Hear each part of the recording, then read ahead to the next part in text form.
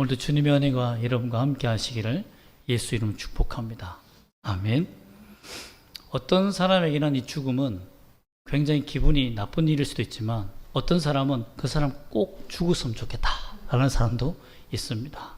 죽음이 기쁨이 되는 경우가 있죠. 지금 코로나 사태로 말미암아서 인도에는 총 400만 명이 죽었습니다. 400만 명. 근데 이 죽음이 낳은 이 산물이 너무 재앙입니다. 바로 델타 변이 바이러스를 낳았기 때문입니다. 지금 페루에서도 감마까지 나와서 지금 치명률이 굉장히 높은 이 바이러스가 지금 전파되고 있다고 합니다. 30개국이나 퍼져가고 있는데 참 죽음이 낳은 산물이 바이러스다. 얼마나 비참합니까? 그러나 어떤 사람은 나라를 위해서 희생하고 국가를 위해서 죽어 또 가족을 위해서 희생하여서 그 죽음이 참 나은 산물이 기쁨과 행복이요 평화와 또한 번영을 낳게 하는 죽음들도 있습니다. 길이 남죠. 오늘 성경의 인물을 보면 두 죽음이 나옵니다. 라헬과 이삭의 죽음입니다. 그들은 왜 죽었을까요? 왜 이때에 죽었을까요? 그리고 그 죽음이 남겨진 선물은 뭘까요? 산물이 선물이 되는 이 과정은 어떻게 이루어지는 걸까요? 여러분, 참 죽음의 얘기를 하면 슬픈 일이지만 장례식 때나 있을 일 같지만 오늘 이 죽음을 통해서 남겨진 선물을 통해서 하나님의 은혜가 여러분과 함께 하기를 주님으로 다시 한번 부탁드립니다. 아멘. 오늘 라헬과 이삭의 죽음, 특히 라헬의 죽음부터 시작됩니다. 여동생 디나, 자기 딸 야곱은 딸 디나를 통해서 큰 아픔을 겪고 슬픔에 잠겨 있다가 이제 겨우 정신을 차립니다. 그때 야곱에게서 엄청난 기쁜 일이 생겨요. 그게 뭐냐면 나이 많은 자기 사랑하는 아내 라헬이 그동안은 임신하지 못했는데 아이를 임신했다는 소식이 들린 거예요. 여러분 얼마나 기쁘겠습니까? 물론 나이 거의 100세가 되어서 아이를 가지게 되면 망신이라 이러면 있죠. 그만큼 부끄러운 일이지만 그래도 이 일은 하나님이 생육하고 번성하라라고 했던 그 축복이 임한 현장입니다. 그렇기 때문에 하나님이 베델에서 약속하신 그 말씀이 생육하고 번성하는 그 명령이 그대로 라헬에게 이루어진 거예요. 그러니까 얼마나 축복이 임하여서 기뻤겠습니까? 그런 기쁨이 있었던 그 순간이 얼마 되지 않아 바로 위기가 찾아옵니다. 노인이 할머니가 아이를 잉태하니 얼마나 힘들었겠습니까? 난산이 된 거예요. 그래서 17절 말씀에 보면 이 난산으로 말미암아서 두려워하는 마음이 생깁니다. 즉 죽음에 대한 두려움이 생긴 것이죠. 여러분 여성들이 아이를 낳을 때 생명을 각오하고 아이를 낳습니다. 지금은 현대의술이 뛰어나서 제왕절개라는 아주 놀라운 기법이 있습니다.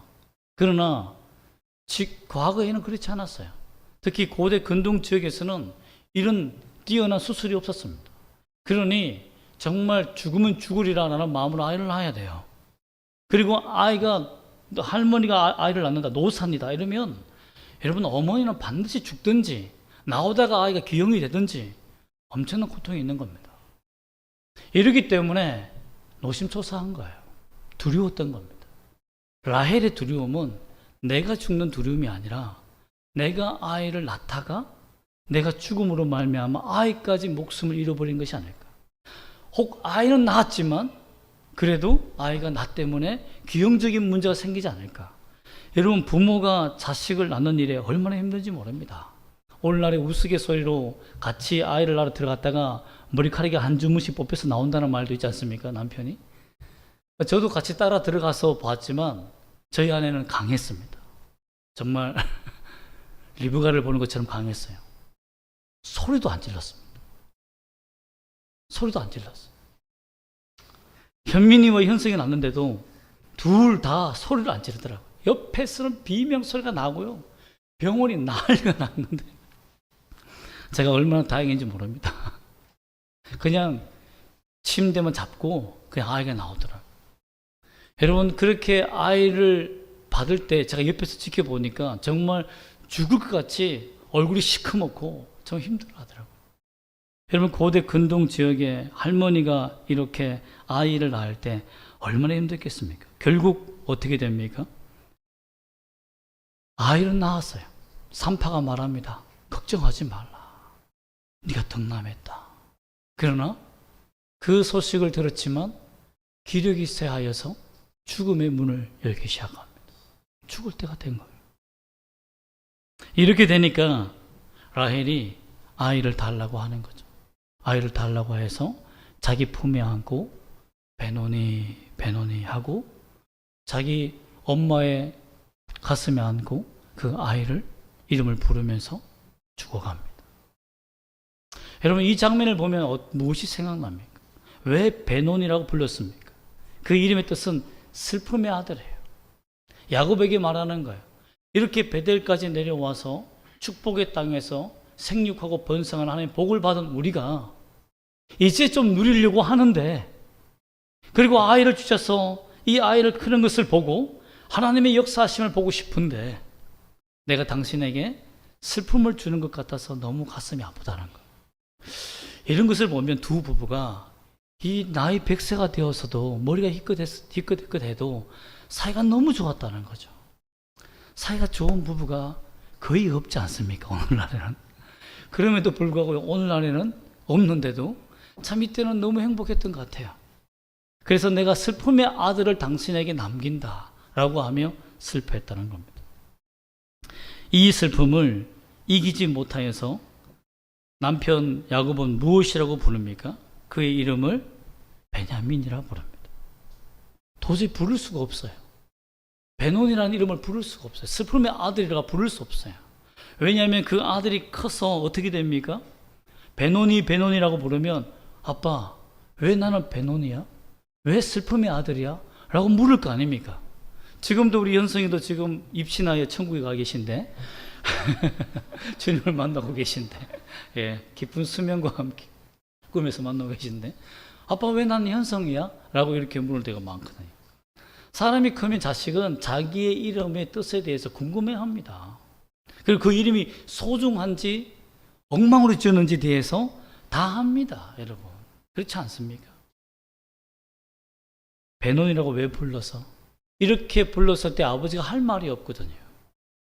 그렇기 때문에 자기 야곱 자신도 사랑하는 아내를 잃어버린 것에 대한 상처를 잊어버리기를 원하고, 또 아들도 이름을 바꾸어서 행복하기를 원했기 때문에 베냐민이라 불렀다는 것입니다. 베냐민의 이름은 여러 가지 뜻이 있습니다. 첫 번째는 오른손의 아들입니다. 오른손의 아들. 가장 소중하다는 뜻입니다. 두 번째는 행운의 아들입니다. 행운의 아들. 행운이 있다는 거예요. 그리고 이 행운은 평화와 연결됩니다. 또 세 번째는 남쪽의 아들입니다. 남쪽의 아들. 이것은 구별된 아들이란 말이에요. 지금까지 아들들은 다 어디서 나왔죠? 하란에서부터 출생한 북쪽의 아들들입니다. 그런데 이 베냐민만 남쪽 하나님의 임재하신 곳에서 태어났기 때문에 그렇게 부른 거예요. 즉 하나님의 은혜가 너에게 있다는 겁니다. 너가 태어나서 엄마가 죽은 게 아니다. 너 때문에 엄마가 죽은 게 아니야. 너는 하나님의 은혜의 선물이야 라는 것을 아버지가 심어주고 싶었던 겁니다. 너의 탓이 아니다. 여러분, 제 친구도 자신이 태어났을 때 어머니가 자기가 거꾸로 들어서는 바람에 태어날 때 너무 고생하여서 어머니가 오랫동안 산국 곁에 목숨을 잃었을 때에 그 자신의 이름이 남옥입니다. 남옥. 성은 제가 얘기하면 인터넷 조회하면 다 나오기 때문에 제가 그렇고 남옥인데요. 아버지가 이 남옥이라고 이름을 지을 때에도 정말 세상에서 엄청난 부유함과 권세를 가지라고 이름을 지어줬다고 합니다. 그러나 자신이 컸을 때 어머니가 나 때문에 돌아가셨다는 것에 굉장히 상처받고 힘들어했다고 합니다. 여러분, 그렇습니다. 이 모든 것을 야곱이 해결하기 위해서 이름을 바꿔준 거예요. 이렇게 슬픔이 있는데 아픔이 있는데 또 큰 사건이 하나 터집니다. 참 가지 많은 나무에 바람 잘 날 리 없다고, 참 이 문제가 계속 터지는데 그 문제가 뭐냐면 22절에 아주 큰 사건이 터집니다. 어떤 사건이 터집니까? 첫째 장자가 라헬이 죽은 이후에 그 종 빌하를 자기의 것으로 소유합니다. 건들지 말아야 할 자가 어머니 아닙니까? 물론 자기 친어머니는 레아지만 그래도 야곱의 본처인 아내를 자기가 취합니다. 이런 죄를 범함으로 말미암아서 큰 죄를 범하는데요, 고대 근동 지역에서는 아버지의 아내를 취하는 것을 어떤 죄로 범하냐면 반역으로 보았습니다. 특히 야곱은 부족장이에요. 족장의 아내를 취하는 것은 그 아내의 첩도 다 아내 자기 거 아닙니까? 그걸 취하는 것은 반역입니다. 그래서 다윗 때에 보면 압살롬이 아버지 다윗의 그 많은 후궁들을 취한 것은 아버지의 권력을 내 것으로 만들겠다고 선언한 것과 또 동일합니다. 이렇게 고대의 전쟁에서 왕의 권력을 넘어뜨리기 위해서 자식들이 반란이 많이 일어났는데, 반란이 일어나면 아버지의 아내들을 다 자기의 것으로 취해버립니다. 여러분, 이런 엉망 같은 일이 생겼어요. 그러면 어떻게 해야 됩니까? 추방하든지 죽이든지 해야 되잖아요. 첫째 장자 르우벤을, 아내도 죽었는데 이제 아들 장자까지 죽이게 된 거예요. 여러분, 정말 이런 죽음의 공포 속에서, 그림자 속에서 온 부족이 산산이 끼어질 위기에 처했다는 겁니다. 만약에 여러분, 이 르우벤이 왜 반역을 했냐면 이유가 이렇습니다. 라헬을 너무너무 사랑한 거예요. 자기 어머니, 본 어머니인 레아는 사랑하지 않은 거예요, 아버지가. 그러니까 그동안 계속해서 복수심이 타고 있었어요. 그런데 여동생 디나의 문제도 아버지가 대충 해결하며 그리고 싸움이 일어나게 만듭니다. 그리고 에서, 지금은 형과의 큰 아버지의 문제죠. 그런 문제와도 해결하지 못하고 계속해서 긴장된 전쟁을 일으키면서 부족민을 이끌어가니까 장자로서 앞으로 모든 권력을 이어받을 족장으로서 아버지는 불만이 가득한 거예요. 그런데 라헬이 죽고 나니까 권력 구도가 레아로 완전히 이전합니다. 이 기회를 틈탄 거예요. 이 기회를 틈타서 자기의 권력을 세우려고 합니다. 이 문제를 아버지 야곱이 다 들었다고 됐습니다. 르우벤이 한 행동을 다 들었다고 됐어요. 그런데 그 다음에는 아무런 반응이 안 나옵니다. 이 말은 무엇입니까? 야곱이 아무런 조치를 하지 않았다는 거예요. 왜 그럴까요? 왜 그럴까요? 여러분, 여기 놀라운 비밀이 숨어 있습니다. 야곱이 그냥 무식해서, 힘이 없어서, 노인이기 때문에 기다리는 것이 절대 아닙니다. 이 반역 앞에, 아내의 죽음 앞에 그가 즉각적으로 반응하지 않은 것은 그의 소망의 기다림이 있었습니다. 야곱은 철저히 침묵했습니다. 침묵이 죄일 수도 있습니다. 그러나 야곱은 이 문제는 내가 해결할 수 있는 문제가 아니라고 믿었습니다. 하나님께서 개입해 주시기를 바랬던 겁니다. 그래서 그는 긴 침묵에 들어갑니다. 언제까지 들어가냐면 창세기 49장 3절과 4절 보면 자신이 죽을 때까지 침묵합니다. 여기에서 그의 죄를 드러내며 하나님의 심판을 전합니다. 39장 3절과 4절 말씀 보면 이런 말씀이 있습니다. 르우벤아, 너는 내 장자요, 내 능력이요, 내 기력의 시작이라. 얼마나 여러분 위대한 자입니까? 위풍이 월등하고 권능이 탁월하다. 얼마나 칭찬입니까? 그러나 하다마는 물의 끓음 같았다. 너는 충동을 조절하지 못했다. 너는 탁월하지 못하리니 내가 아버지의 침상에 올라 더럽혔으며로다. 죽을 때 되어서 하나님의 심판을 예고합니다. 야곱의 예언은, 이스라엘의 마지막 죽음의 유언은 뭡니까? 하나님께서 주시는 직접적인 계시였습니다. 예언의 말씀이었어요. 자식들에게 그들이 이루어지는 복이었습니다. 그렇기 때문에 야곱은 내가 심판할 것이 아니라 하나님께서 심판할 모든 목록을 내게 주시리라는 긴 침묵과 기다림 속에 있었던 겁니다. 그 결과 어떻게 됐습니까? 그의 인생에서 왕의 후손이 나오지 아니하며 장자권을 빼앗아서 유다에게 줘버립니다. 그래서 왕의 권세가 유다로부터 시작됩니다. 야곱은 기다렸습니다. 또 참았던 이유가 또 있습니다. 기다렸던 이유가 있어요. 아내가 죽고 이런 반역이 일어났을 때 정말 나는 이제 끝이구나, 나도 내 아내와 함께 죽었으면 좋겠다라는 것이 딱 야곱의 기분 아닙니까? 그때 참았던 이유가 뭡니까? 만약에 르우벤을 반역죄로 몰아서 추방하면 형제들이 다 따라갑니다. 그렇지 않겠습니까? 따라가지 않는 형제들도 있겠죠. 형제들이 쪼개져요. 때로는 만약에 쪼개지지 않는다면 내전을 이용해서 에서가, 자기 형 에서가 있잖아요, 흡수 통일해버린 거죠.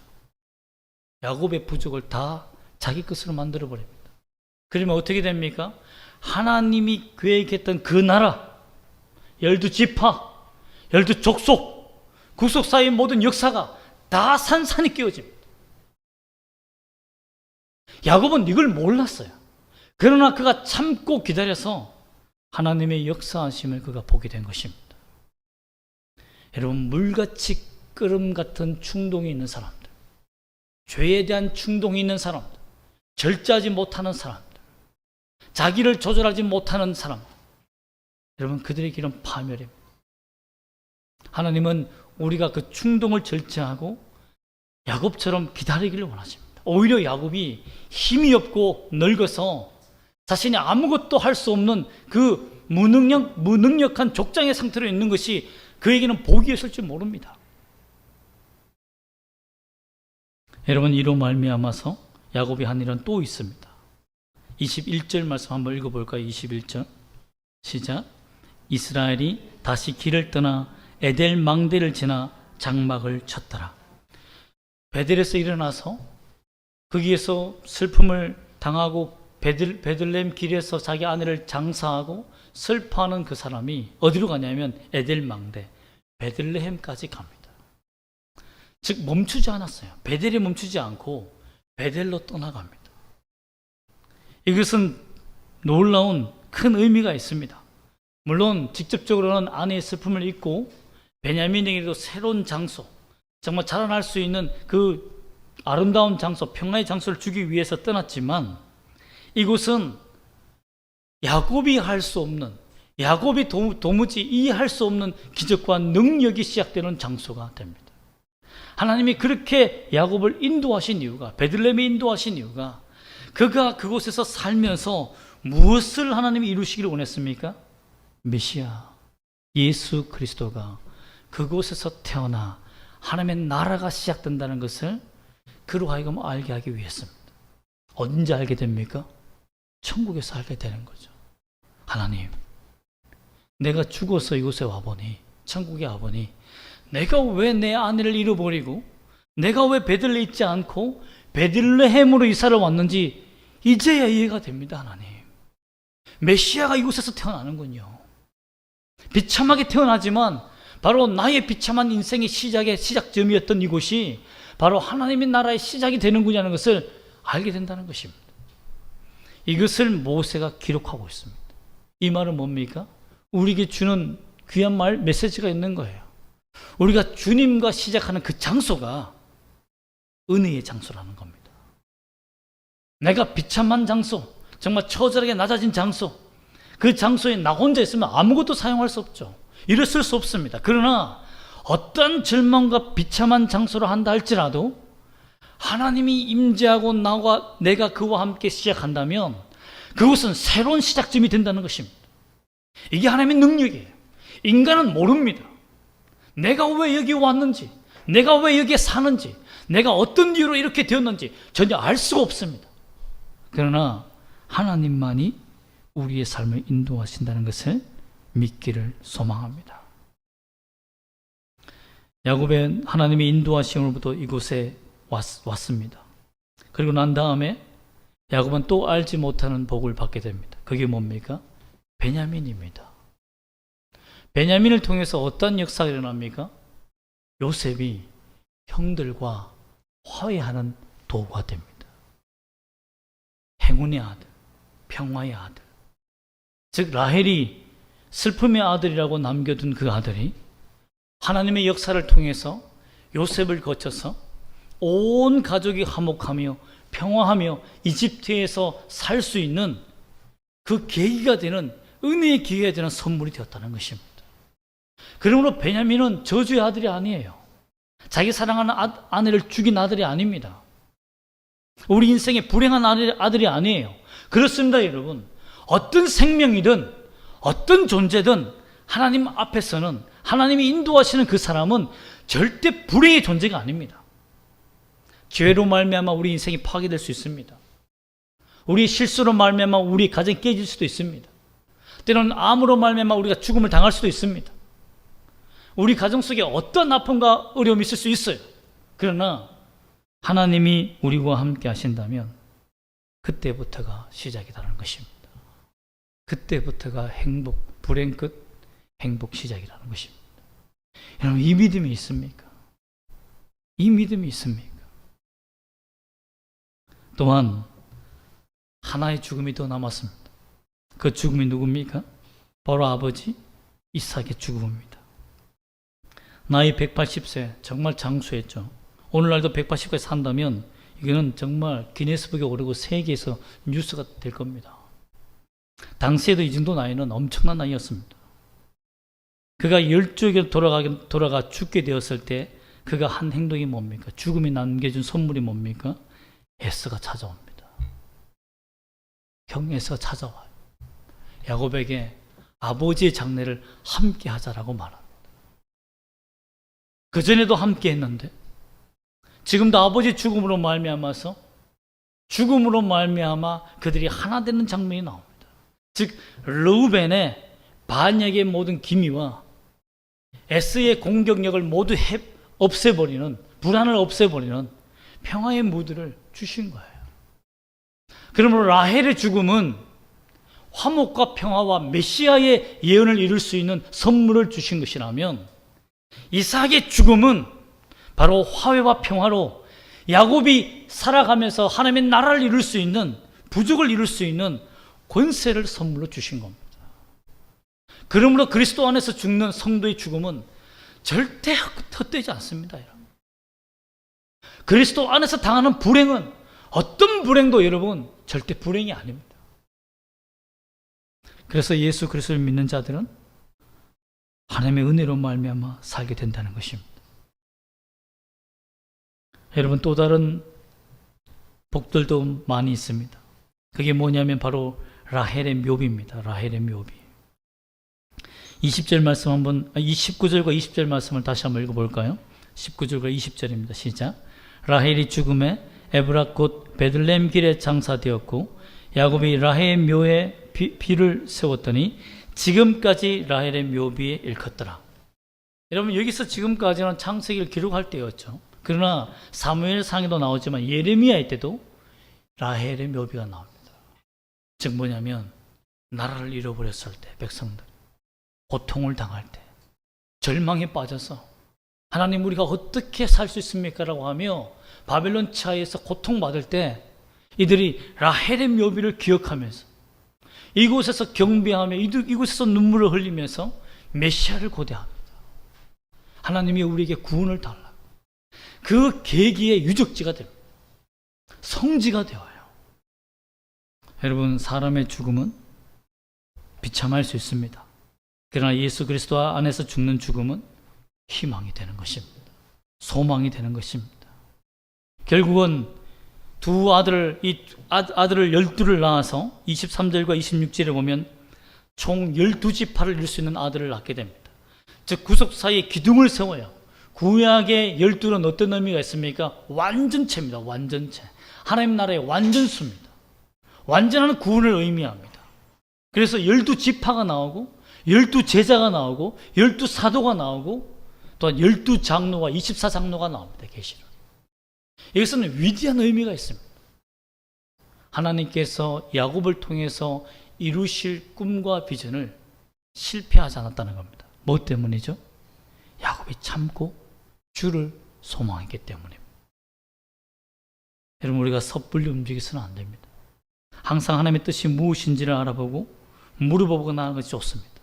로벤은 왕도 배출하지 못했지만 위대한 사사나 예언자도 한 명도 나오지 않습니다. 하나님 앞에서 쓰임받는 자가 한 명도 안 나와요.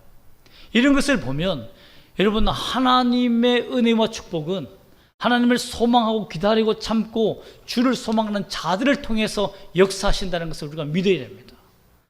하나님은 살아계시는 분이기 때문입니다. 하나님 죽은 하나님이 아니잖아요.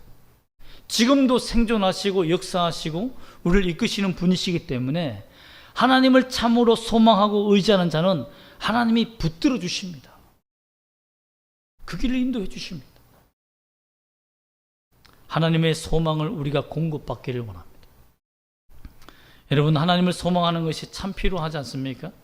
이 하나님의 소망을 공급하는 것은 꼭 물을 마시는 것과 똑같아요. 우리 몸에 물과 같습니다. 여러분, 제가 인체에 대해서 요즘 공부를 하고 있는데요, 몸이 아파서 공부하는 것이 아니라 여러 가지로 공부를 합니다. 그런데 놀라운 사실 하나를 발견했는데 뭐냐면, 하루에 우리가 물을 엄청 소비하더라고요. 위장에서 2리터를 소비합니다. 그리고 신장과 췌장이 또 신장도 소비하지만 췌장이 인슐린을 만들고 뇌가 혈관으로 보내는 모든 이 작용을 위해서 1리터에서 1.5리터를 희생한답니다. 그러니까 많이 사용한 사람들, 이제 공부를 많이 하고 열심히 사는 사람들은 4리터 정도를 사용하는 거예요. 그런데 물을 마시지 않고 계속해서 견디면 어떻게 됩니까? 탈수 현상이 나서 사람이 죽는 겁니다. 물을 소비해야 되니까, 계속 사용해야 되니까. 그래서 의사 선생님들이 몸이 건강하려면 최소한 몇 리터는 먹어줘야 된다고 합니까? 2리터는 먹어줘야 된다. 2리터는. 여러분, 2리터 한번 먹어보십시오. 물 때문에 토할 것 같아요. 그만큼 많이 먹어야 돼요. 1리터 이상 먹기 참 힘듭니다, 사람이. 그만큼 물이라는 것이 우리 몸에 필요하듯이 하나님을 소망한다는 것은 우리 영혼의 물과 같습니다. 너무 필요합니다. 절망적인 사람들에게는 하나님을 소망하는 것이 그 영혼이 사는 길이에요. 왜 그렇습니까? 성령께서 우리와 함께 하셔서 내 죄를 기억나게 만들어주시고 회개하게 만들어주시고 주님을 붙들게 만들고 하나님의 말씀이 무엇인지 기억나게 만들기 때문에 죄와 의와 심판에 대해서 나에게 가르쳐주기 때문에 주님만 소망하게 된다는 겁니다. 그러므로 내 믿음이 자라나기 때문에 하나님을 소망하는 것이 우리 영적 상태에서 너무나 필요하다는 것입니다.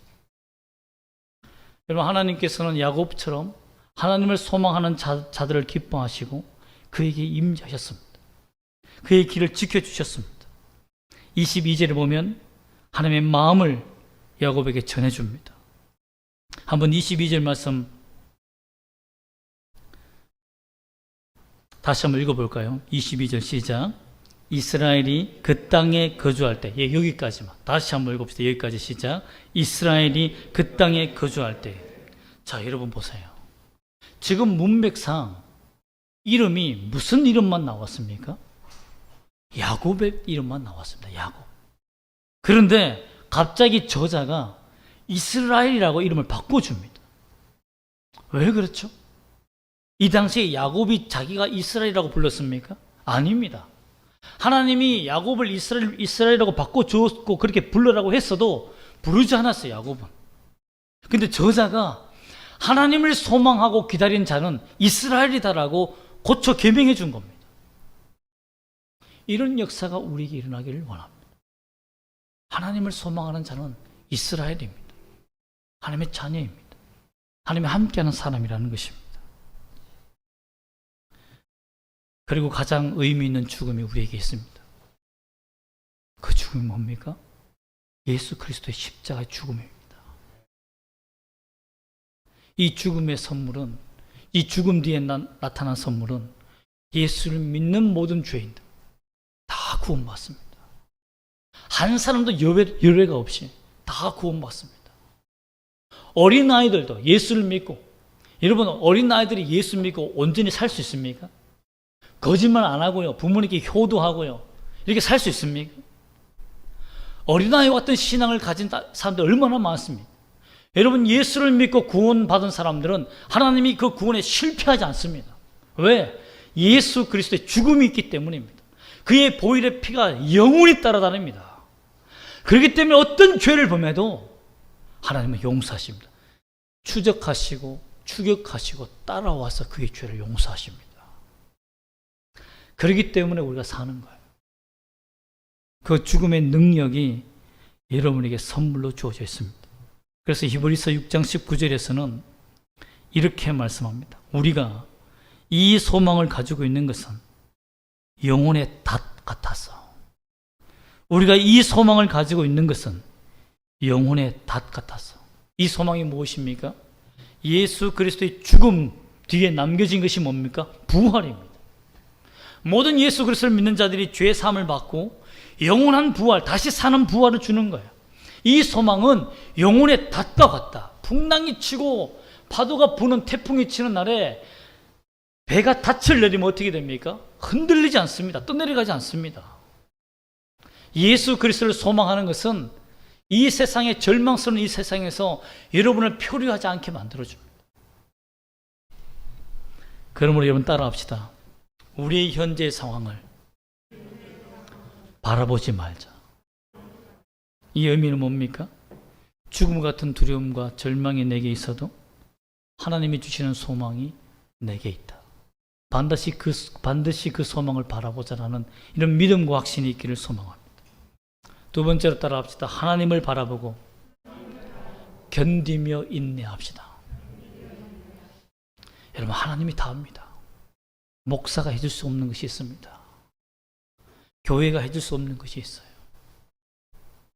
여러분, 아내나 자녀나 자식이 해줄 수 없는 것이 있습니다.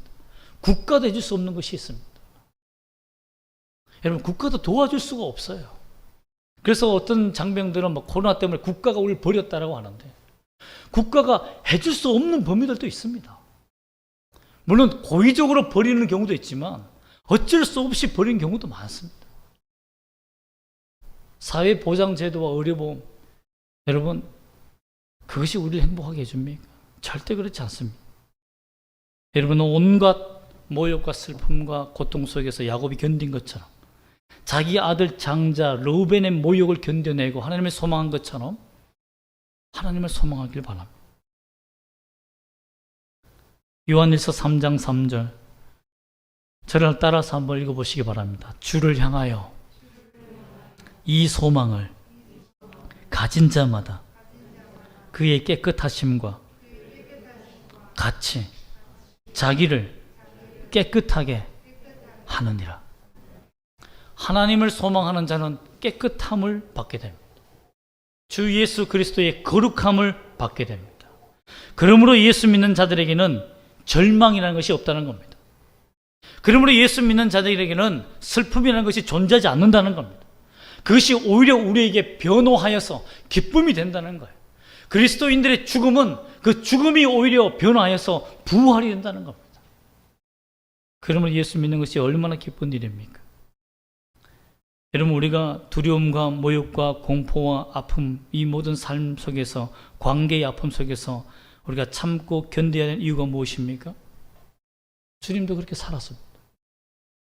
십자가에 달리시기 전에 주먹으로 얼마나 얻어맞았는지 얼굴을 알아볼 수 없을 만큼 형편없이 두들겨 맞았습니다. 그렇게 사람을 패면 죽습니다. 그렇지 않겠습니까? 예수님의 지체에 대해서 여러 가지 많은 의견들이 있지만 그렇게 얼굴을 맞아 뼈가 턱뼈가 부러졌다는 보고도 나올 만큼 어마어마하게 맞았습니다. 그럼에도 또 침을 뱉으며 내려와라, 십자가에서 내려와라, 그러면 믿겠다고 해도 주님이 참고 견디며 십자가를 붙들었습니다. 저는 주님이 못 때문에 매달려 있었다고 절대 믿지 않습니다. 그 못이 15cm 되는 주물 못이 예수님을 십자가에 매달렸다라고 생각하지 않습니다. 주님이 내려오지 않은 거예요. 견디고 참고 십자가를 붙든 겁니다. 그러므로 말미암아 우리에게 무엇을 주시기 위해서입니까? 생명, 영원한 생명, 부활, 어떤 신도 줄 수 없고 어떤 인간도 줄 수 없는 하나님의 생명 그 자체를 주기를 원했다는 것입니다. 여러분, 이 소망을 품고 살아가는, 이 주님을 가지고 살아가는 여러분 되시기를 주 예수 이름으로 부탁드립니다. 아멘. 기도하겠습니다.